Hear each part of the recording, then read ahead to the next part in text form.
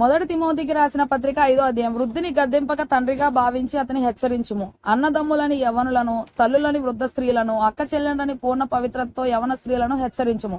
నిజముగా అనాథలైన విధవరాండ్రను సన్మానింపుము. అయితే ఏ విధవరాలికైనను పిల్లలు గాని మనుమలు గాని ఉండిన ఎడల వీరు మొదట తమ ఇంటివారి ఎడల భక్తి కనపరచుటకును తమ తల్లిదండ్రులకు ప్రత్యుపకారము చేయుటకును నేర్చుకొనవలను. ఇది దేవుని దృష్టికి అనుకూలమై ఉన్నది. అయితే నిజముగా అనాథ అయిన విధవరాలు ఏకాకి అయి ఉండి దేవుని మీదనే తన నిరీక్షణను ఉంచుకొని విజ్ఞాపనల యందును ప్రార్థనల యందును రేయింబగలు నిలకడగా ఉండును. సుఖభోగముల యందు ప్రవర్తించున్నది బ్రతుకుచుండియు చచ్చినదై ఉండును. వారు నిందారహితులై ఉండునట్లు ఇలాగూ ఆజ్ఞాపించుము. ఎవడైనను స్వకీయులను విశేషముగా తన ఇంటి వారిని సంరక్షింపకపోయిన ఎడల వాడు విశ్వాస త్యాగము చేసిన వాడై అవిశ్వాసి కన్నా చెడ్డవాడై ఉండును.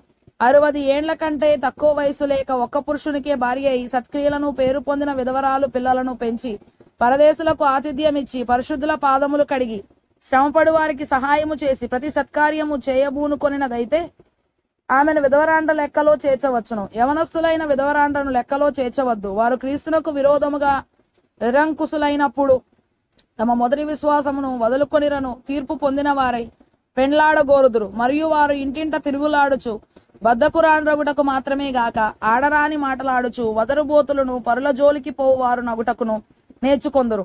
కాబట్టి యవన స్త్రీలు వివాహము చేసుకొని పిల్లలను కని గృహ పరిపాలన జరిగించుచు నిందించుటకు విరోధికి అవకాశం ఇయ్యకుండవలనని కోరుచున్నాను. ఇంతకు ముందే కొందరు త్రోవ నుండి తొలగిపోయి సాతానును వెంబడించిన వారైరి. విశ్వాసురాలైన ఏ స్త్రీ ఇంటనైనను విధవరాండ్రుండిన ఎడల సంఘము నిజముగా అనాథలైన విధవరాండ్రకు సహాయము చేయుటకై దాని మీద భారము లేకుండా ఆమెయే వీరికి సహాయము చేయవలను. బావుగా పాలన చేయు పెద్దలను విశేషముగా వాక్యమందును ఉపదేశమందును ప్రయాసపడు వారిని రెట్టింపు సన్మానమునకు పాత్రులనుగా ఎంచవలను. ఇందుకు నూచెడి కళ్ళము త్రొక్కుచున్న ఎద్దు మూతికి చిక్కము వేయవద్దు అని లేఖనము చెప్పుచున్నది. మరియు పనివాడు తన జీతమునకు పాత్రుడు. 2-3 సాక్షులుంటేనే గాని పెద్ద మీద దోషారోపణ అంగీకరింపకము. ఇతరులు భయపడు నిమిత్తము పాపము చేయు వారిని అందరి ఎదుట గద్దింపుము. విరోధ బుద్ధితోనైనను పక్షపాతముతోనైనను ఏమీ చేయక నేను చెప్పిన ఈ సంగతులను గైకొనవలనని దేవుని ఎదుటను క్రీస్తు యేసు ఎదుటను ఏర్పరచబడిన దేవదూతల ఎదుటను నీకు ఆనబెట్టుచున్నాను, సాక్ష్యం ఇచ్చుచున్నాను. త్వరపడి ఎవని మీదనైనను హస్త నిక్షేపణము చేయకుము. పరుల పాపములలో పాలివాడవై ఉండకుము. నీవు పవిత్రుడవుగా ఉండునట్లు చూచుకొనుము.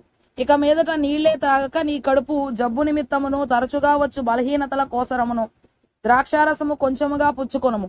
కొందరి పాపములు తేటగా బయలుపడి న్యాయపు తీర్పునకు ముందుగా నడుచుచున్నవి. మరికొందరి పాపములు వారి వెంట వెళ్ళుచున్నవి. అటువలే మంచి కార్యములు తేటగా బయలుపడుచున్నవి. బయలుపడనివి దాచబడ నేరవు.